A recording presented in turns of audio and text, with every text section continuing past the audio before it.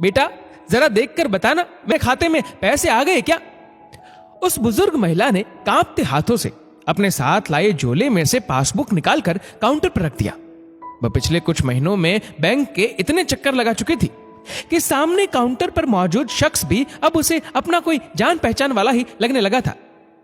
अरे अम्मा, मैंने आपको अगले हफ्ते आने को बोला था। सुबह सुबह अम्मा को देख काउंटर पर मौजूद शख्स ने पासबुक उठा अम्मा का अकाउंट चेक करते हुए याद दिलाया, बेटा एक बार देख लो, शायद आ गए होंगे। नहीं अम्मा, कोई रुपए नहीं आए हैं। अम्मा का पासबुक वापस काउंटर पर रखते हुए वह अपने कंप्यूटर के स्क्रीन पर व्यस्त हो गया। बेटा तुमने ठीक से तो देख लिया ना? अम्मा ने एक बार फिर से काउंटर पर मौजूद शख्स की ओर बड़े उम्मीद से देखा। अरे जाओ ना अम्मा, और रोज रोज मत आया करो, अब सीधे अगले महीने आना। उस शख्स की बात सुन गहरी निराशा के साथ वह अपना पासबुक उठा झोले में रख वापस मुड़ी और मोबाइल पर बात करते हुए बैंक के भीतर प्रवेश करते एक नौजवान से टकरा कर गिर पड़ी। ओ माफ कीजिए माँ जी, आपको कहीं चोट तो नहीं लगी? उस नौजवान ने अपना सूटकेस बगल में रख फुर्ती से अम्मा को उठाया। तब तक काउंटर पर मौजूद शख्स भी अपना काम छोड़ तेजी से भागकर वहां तक आ पहुंचा। नहीं बाबू, कोई चोट नहीं लगी। झोला संभाल अम्मा उठ खड़ी हुई। अम्मा का काम हो गया? काउंटर पर मौजूद शख्स से बैंक के सीनियर सिटीजन ग्राहक के काम का जायजा लेना शायद उस नौजवान ने अपना कर्तव्य समझा। सर, अम्मा अपने अकाउंट से पैसे निकालने आई थी, किंतु पैसे अभी आए नहीं है। काउंटर पर मौजूद शख्स के हाव भाव से अम्मा समझ गई कि सामने खड़ा नौजवान उस बैंक के किसी बड़े ओहदे का मालिक है। लेकिन वृद्धा पेंशन तो पिछले हफ्ते ही सभी के अकाउंट में डाल दी गई है। इस नौजवान ने काउंटर पर मौजूद शख्स की ओर सवालिया निगाहों से देखा। नहीं नहीं बाबू, वृद्धा पेंशन नहीं चाहिए, मेरा बेटा रुपए भेजता है। अम्मा का स्वाभिमान देख वह नतमस्तक हुआ। अच्छा अच्छा, तो अभी तक रुपए नहीं आए? सर, पिछले 6 महीनों से अम्मा के अकाउंट में कोई रुपया नहीं आया है, लेकिन अम्मा रोज बैंक आ जाती है। आप मुझे अपना पासबुक दिखाइए।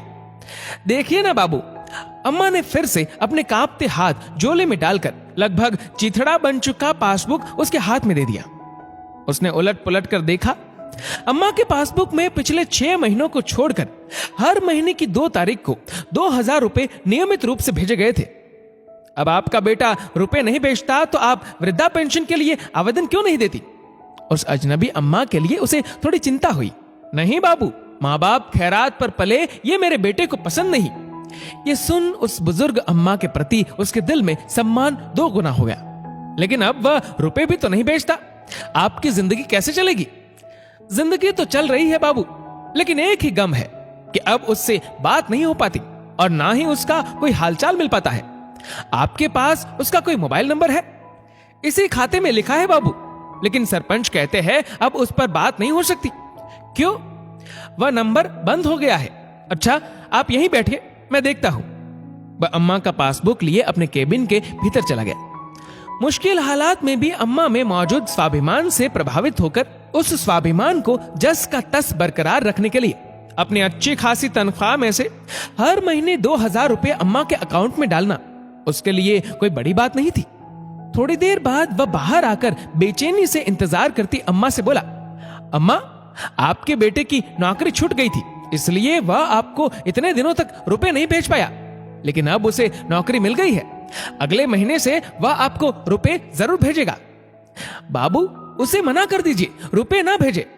बस पहले की तरह कभी कभी सरपंच के मोबाइल पर फोन कर अपना हालचाल मुझे बता दिया करे। अम्मा के चेहरे की निराशा थोड़ी कम हो गई और यह देख उसे खुशी हुई। जी ठीक है अम्मा, आप मुझे सरपंच का नंबर दे दीजिए। मेरे बेटे के पास सरपंच का नंबर है बाबू। अम्मा की बात सुन वह कुछ सोचकर चुप हो गया और पासबुक अम्मा को वापस कर अपने केबिन की ओर वापस मुड़ा। बाबू, आप मेरा एक काम कर दोगे? अम्मा ने उसे रोकते हुए पूछा। जी हाँ, कहिए। बाहर मेरा आदमी बैठा है, आप एक बार उससे भी कह दो कि आपकी मेरे बेटे से बात हो गई है। अम्मा ने उसके सामने हाथ जोड़े। हाँ, लेकिन ये बात तो आप भी कह सकती है। वह मेरी बात पर विश्वास नहीं करेगा। क्यों? वह कहता है कि हमारा बेटा मर चुका है। क्या? उसके पैरों तले मानो जमीन ही खिसक गई। हाँ बाबू, वह कहता है कि कोई कोरोना वाला राक्षस हमारे बेटे को खा गया। ये कहते कहते अम्मा अपने पति की झूठी जानकारी के प्रति तैश में आ गई और अब तक अम्मा के प्रति सहानुभूति में झूठ बोलता वह बैंक अधिकारी सच्चाई समझ निशब्द हो गया। सचमुच कुछ घटनाएं आपको निशब्द कर देती हैं।